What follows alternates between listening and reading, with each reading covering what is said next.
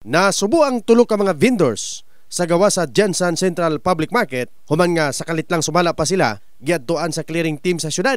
Unya gipanguha ang ilang mga tinda, unya nawala pa ang ilang halin nga kwarta. Ang sa gulay butang nato mga 3 ka sako ang nabilin katunga. Ibutang nato ang kapital niya 35 nya katunga na lang nabilin mo na to ilang gikarga. Yung sa akin, ibalik lang nila ang pinya. Kung hindi nila ibalik, bayaran nila kasi kailangan namin yung pera. Arawan yan, nagahulog-hulog mi tuwing araw-araw. 5-6 yung pera na kapital namin. Kailangan yun namin na maibalik. Nahitabo sumala pa ang clearing operation kanitong adlaw Lunes sa buntag, Hunyo 17 alas 5 pasado sa buntag.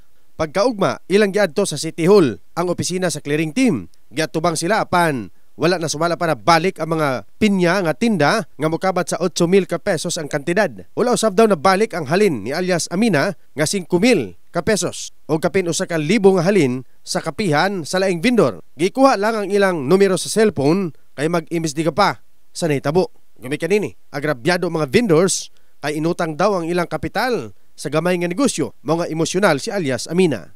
Ako lang, wala na ko'y kuwan sa kuwang gulay kung di man nila ibalik ang ako ang giaguan lang sa isa ka adlaw kay dili lang manggod silang may ginabuhi pati pud ako na Samtang ang market supervisor nga si Carlito Esclamado nagpaklaro nga dili market implementors ang naghimo sa clearing operation. Aduna usab kini pagpaklaro kabahin sa makumpiska nga mga produkto o kaha kwarta atol sa operasyon.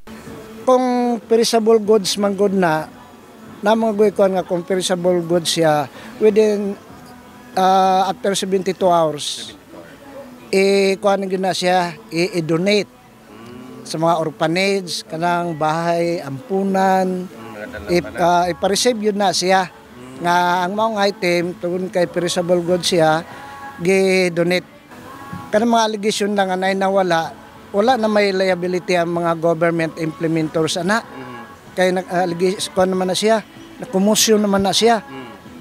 Kahibluan nga mga vendors sa merkado nga nagalaray daplin sa dalan, itugutan sa oras nga alas 3 sa hapon hangtod alas 7 sa gabi, o nya alas 3 sa kadlawon hangtod alas 7 sa buntag. In the heart of changing lives, kini si Verjason, Brigada News.